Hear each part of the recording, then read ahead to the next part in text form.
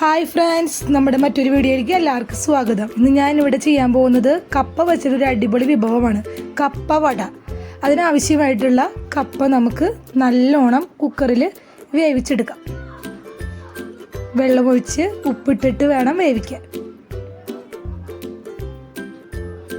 ഒരു 2-3 വിസിൽ പോയാലും പ്രശ്നമൊന്നുമില്ല. നല്ലോണം വേവണം സംഭവം, എന്നാലാണ് ഇതിൻ്റെ ടേസ്റ്റ് ഉണ്ടാവുള്ളൂ.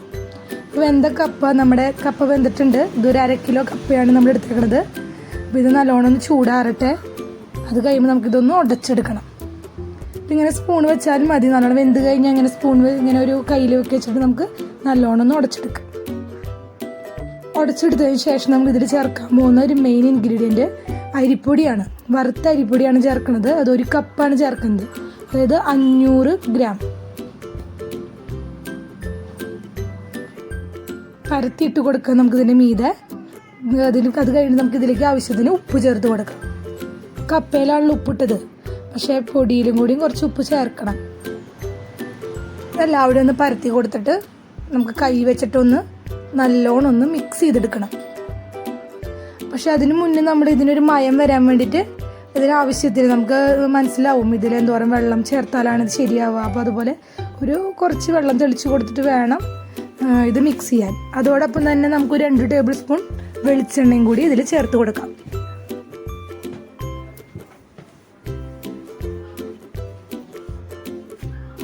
ഇത് നല്ലോണം മിക്സ് ചെയ്യണം.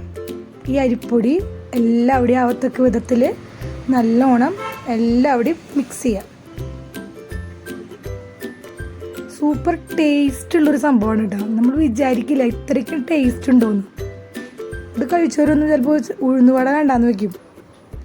നമുക്ക് ഇനി ഇതിലേക്ക് ബാക്കിയുള്ള ഇൻഗ്രീഡിയൻസ് ചേർത്ത് കൊടുക്കാം.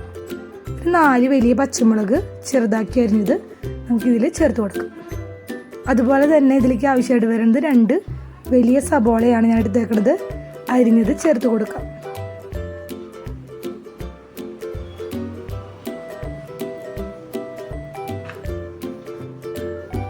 പിന്നെ ഇതിലേക്ക് ആവശ്യമായിട്ട് വരുന്നത് ഇഞ്ചിയാണ്. ഒരു വലിയ കഷ്ണം ഇഞ്ചി ചെറുതാക്കി അരിഞ്ഞത് ചേർത്ത് കൊടുക്കാം.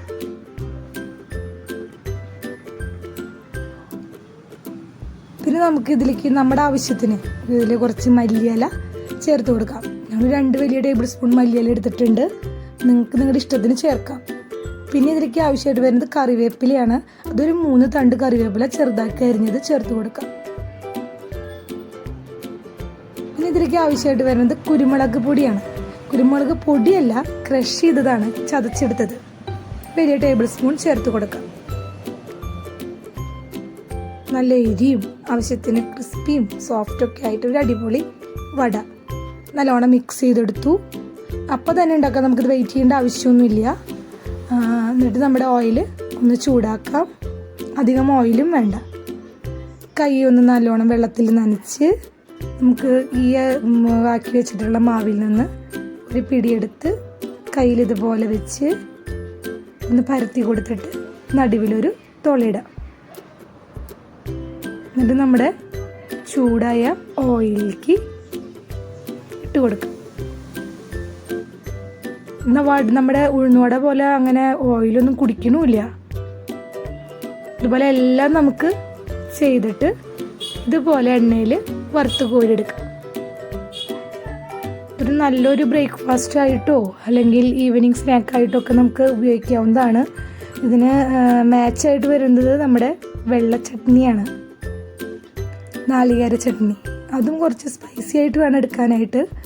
അപ്പോൾ നമുക്കതിൻ്റെ കൂടെ കഴിക്കാനായിട്ട് നല്ലൊരു കോമ്പിനേഷൻ ആയിരിക്കും.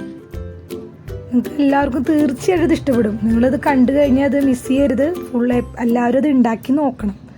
ഇത് പറഞ്ഞറിയിക്കാൻ പറ്റാത്തൊരു ടേസ്റ്റാണ് ഇതിന്. ഇത് കപ്പ കൊണ്ട് ഉണ്ടാക്കിയതാണെന്ന് ആരും പറയില്ല.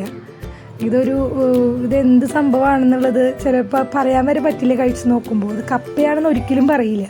അപ്പോൾ നിങ്ങൾ തീർച്ചയായിട്ടും ഇത് ഉണ്ടാക്കി നോക്കണം. അതുപോലെ തന്നെ നിങ്ങൾ ഷെയർ ചെയ്യണം, ലൈക്ക് ചെയ്യണം, കമൻറ്റ് ചെയ്യണം. അപ്പോൾ നല്ലൊരു വീഡിയോയുമായിട്ട് അടുത്ത് നമുക്ക് കാണാം. Okay, by.